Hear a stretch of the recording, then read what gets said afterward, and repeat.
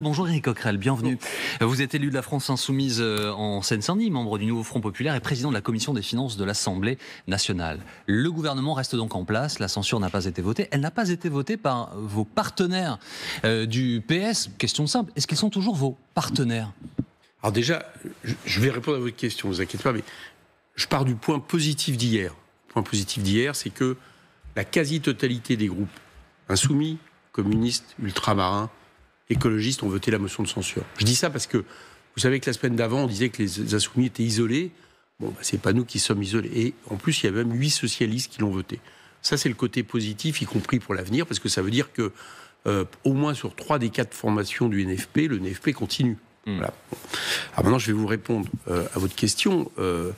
C'est évidemment, je vais pas laisser penser que, c'est le fait que le Parti socialiste ne vote pas cette motion est effectivement problématique. Et à plusieurs titres. Premier problème, et c'est valable d'ailleurs pour tous les opposants qui n'ont pas voté cette motion de censure, c'était une motion de censure qui remplaçait le vote de confiance. C'est-à-dire que normalement, vous savez que dans la Ve République, dans toute démocratie, un Premier ministre demande la confiance à l'Assemblée pour savoir s'il l'a, et puis pour connaître le périmètre de sa majorité.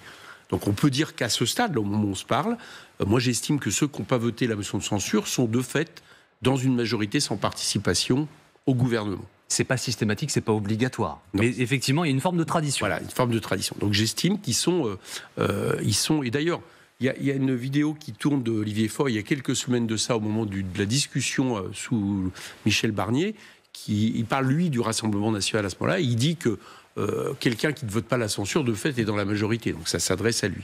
Bon, donc ça, c'est évidemment, si ça se pérennise, parce qu'on va en parler, mais il y a un coup de rattrapage qui est le budget. C'est un changement d'alliance considérable. Donc vous ne considérez plus ce matin qu'ils sont vos partenaires. Pardon, je reviens à ma question. À ce stade, là, au moment où on se parle, non, ça c'est clair. De toute façon, vous avez vous-même mis en avant le discours très offensif d'Olivier Faure, et qui m'inquiète parce qu'en plus de ça, non seulement il ne fait pas de sa motion de censure on va voir ce qui se passe, mais quasiment... on a l'impression d'un accord sur le contenu, y compris sur le budget. Donc je ne sais pas très bien comment ils changent d'avis d'ici le budget. Mais alors, justement, sur le contenu, si on se met de la place des électeurs de gauche, ils ont obtenu quelque chose. Alors vous allez me dire ce que vous en pensez. Il n'y aura pas la suppression des 4000 postes d'enseignants, c'est quand même très important dans la période.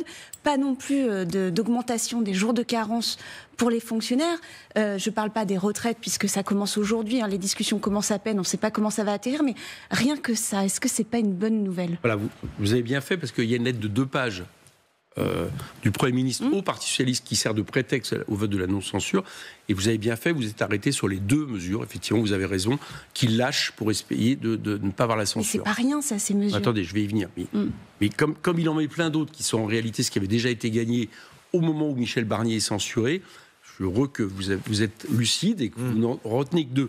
Oui, mais il ne dit pas autre chose, c'est que, alors d'accord, on a donc admettons que les 4000 postes d'enseignants soient vraiment 4000 postes créés bruts. Je dis ça parce que, je vais rentrer juste dans le détail, mais vous savez qu'il y a eu des reports de crédits annulés. Oui, bien sûr. Que le ministère de l'Éducation a été très victime de manière la plus importante, et que je me demande combien de contractuels ont sauté dans l'affaire. Moi, je vais regarder un peu le différentiel. Mais admettons, il y a les 4000 postes d'enseignants, admettons, c'est 150 millions d'euros. D'accord ? Les jours de carence, c'est une certaine importance. Par contre, ce que la lettre ne dit pas, c'est que vous avez 10 milliards de plus de baisse de dépenses publiques que le gouvernement Barnier qui sera imposé par ce gouvernement. Autrement dit, en échange d'une mesure qui coûte 150 millions d'euros, des jours de carence, il y a 10 milliards de plus de baisse de dépenses publiques. Donc on ne peut pas vraiment dire, chacun juge ce qu'il veut, mais ça ne va pas dans le sens du programme du NFP, qui vont s'ajouter. Donc vous me permettrez de dire toujours qu'en réalité, ce budget qui va nous être présenté, c'est le budget Barnier Empire, enfin vu du côté du NFP en tout cas. Donc non, je ne trouve pas qu'il y ait suffisamment de choses dans la lettre et dans ce qu'il est obligé de céder pour justifier de ne pas le censurer. Claire. Mais la non-censure hier ne vaut pas non-censure pour le budget lorsqu'il arrivera devant le Parlement. Non, c'est pour ça que je dis qu'il y a une séance de rattrapage. Plus de détails sur les 10 milliards de dépenses, on l'espère. Ouais, enfin, on les a quand même à peu près, c'est-à-dire, on les a quand même. 50% c'est l'État et ses opérateurs, et puis après, les 2 autres se répartissent sur la Sécu et les collectivités territoriales. Donc, On l'a, cet élément. Bien. Non, vous avez raison. Moi, j'espère qu'il va y avoir un sursaut. C'est pour ça que je n'ai pas envie d'avoir des phrases définitives. Là, j'ai bien laissé la porte ouverte. Stade. Oui. Bon, j'espère bien que les socialistes, ou au moins suffisamment de socialistes, parce que hier, je trouve très encourageant qu'il y en ait 8 quand même. Il y avait une grosse pression. Qu'il y en ait 8 qui votent la motion de censure. Et il suffit qu'il y en ait, un tiers du groupe socialiste qui, au moment du budget, vote la motion de censure pour que le gouvernement tombe. Donc j'espère que ça sera le cas. Mais est-ce qu'il n'y a pas beaucoup d'hypocrisie derrière tout ça, derrière votre colère ou de votre ressentiment vis-à-vis du Parti socialiste? Est-ce que dès le départ, avec cet accord pour faire le nouveau Front populaire, qui était une alliance électorale, il n'y avait pas aussi énormément de vide sur le plan des idées en commun à défendre, quoi qu'il en coûte, dans une structure et dans une posture d'opposition? Non, j'accepte dans ces cas-là le rôle de naïf, si vous voulez bien, c'est-à-dire de celui qui a cru. Mais non. Moi, ce que j'expertisais, et d'ailleurs c'est ce qui a gagné hier, manifestement, de ce qu'on sait des débats internes au groupe, je savais que certains étaient venus au NFP par pur opportunisme. Je pense à François Hollande, je pense à certains autres qui leur a permis d'être élus, mais qu'ils n'étaient pas convaincus par le programme. Mais je pensais au moins que Olivier Faure et la majorité du Parti socialiste, eux, l'étaient. Bon.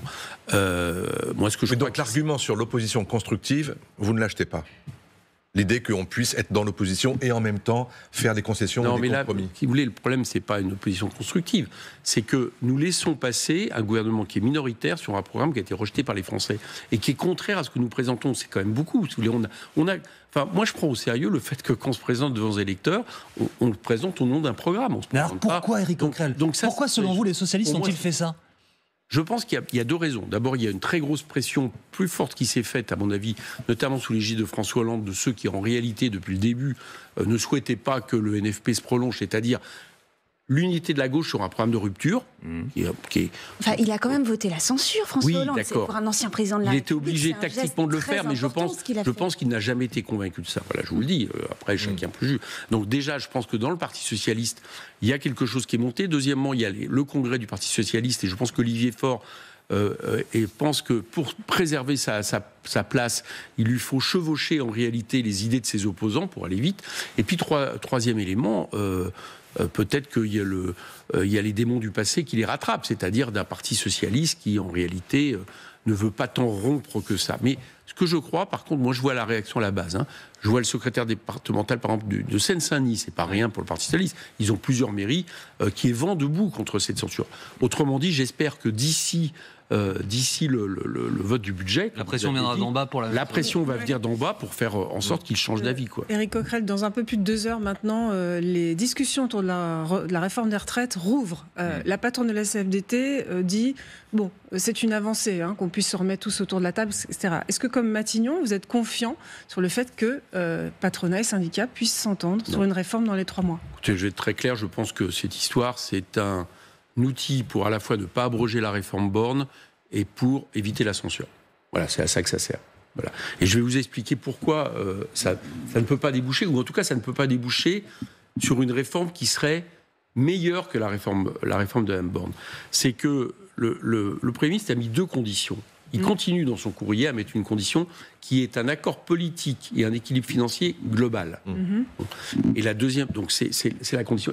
Et l'équilibre financier, moi je pense que c'est pas pour rien que mardi, il a sorti une bombe, c'est-à-dire l'idée que le déficit c'était plus 6 milliards comme sur lequel aujourd'hui travaillaient les gouvernements précédents et ceux qui ont fait la réforme, ce que dit le corps, c'est-à-dire le comité d'orientation des retraites, mais 55 milliards. Bon, alors parce qu'il inclut les retraites publiques. Alors, ce qui n'est pas correct, parce que si vous voulez, il inclut. En fait, l'État employeur vis-à-vis de ses fonctionnaires a un traitement spécifique de cette retraite pour la bonne raison, c'est que structurellement, parce qu'il y a eu moins d'embauches qui permettent justement par les cotisations de permettre les retraites, parce qu'il y a aussi un problème où les revenus des fonctionnaires, il y a beaucoup de primes qui ne jouent pas sur les cotisations. Donc du coup, structurellement, il est obligé de mettre la main à la pâte de manière beaucoup plus importante, en gros, qu'un autre employeur, pour équilibrer la régime des fonctionnaires. Et donc, il additionne ça et il dit, au nom de ça, le régime général est en déficit de 55 milliards. Oui, mais leur demande de trouver 15 milliards, pas 55. Non, mais, OK, mais là, il a lancé ça. Bon, c'est évident que c'est pas la même chose. Mais est-ce que c'est pas un gain? Est-ce que c'est pas un gain, Monsieur Coquerel? Non, parce qu'on est très technique. Je voudrais qu'on. Mais moi, vous savez, reste je crois sur que les Français ils comprennent qu'on est. Non, mais pardonnez-moi, j'ai pas dit que les Français ne comprenaient pas. J'essaye toujours de donner des arguments qui sont rationnels. Mais je sais, et c'est pour ça que vous êtes ici, notamment. Est-ce que vous pensez que ça peut être un pas tout de même, puisque les Français, vous les citez, ils ont été des millions à dire non à cette retraite. D'accord. Certains ont voté pour vous. Est-ce que c'est un pas vers une réforme possible? Je reviens à la question qui était posée. Je pense que soit il y aura une réforme qui débouchera et elle sera plus mauvaise que la réforme Borne, par exemple la réforme à points, dont on sait que la CFDT est pour, ça peut être un danger. C'est-à-dire on peut se retrouver avec un conclave, au bout d'un moment la CGT, la FSU, voire Force ouvrière en sortent, et puis continuer à discuter entre ceux qui sont éventuellement pour une réforme par points, dont on sait que c'est en réalité la fin de la retraite par répartition, parce qu'elle inclut une variabilité où vous ne saurez jamais à combien vous sortirez avec votre retraite et à quel âge vous pourrez sortir. Donc soit c'est ça, soit, je crois, plus vraisemblablement, vous verrez, ça va faire flop. Il n'y aura rien. Et donc, la réforme Borne continuera.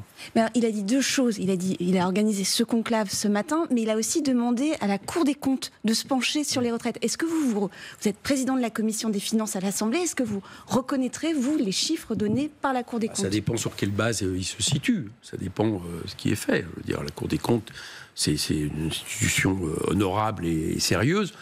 Voilà, mais elle peut aussi, à un moment donné, je vais être clair, elle peut aussi avoir un angle idéologique par rapport à ce qui est donné. Donc, pour moi, il y avait déjà un travail qui était fait. Il y a plein d'économistes qui ont travaillé. J'ai un peu du mal à comprendre pourquoi ce que dit le comité d'orientation des retraites sur le régime général, pour l'instant, est pris au sérieux dans toutes les estimations. Je ne sais pas très bien pourquoi on a besoin d'aller chercher tout d'un coup. Juste un tout dernier réaction pour augmenter la note du déficit et dire attention, on ne peut pas réformer, par exemple, comme nous on le propose, uniquement en augmentant très légèrement les cotisations pendant 7 ans. Justement, très rapidement, s'il vous plaît, réaction Oui. à l'instant, Monsieur Lombard, le ministre de l'économie, dit on ne veut pas toucher aux ménages. Hors de question qu'il paie quoi que ce soit de plus.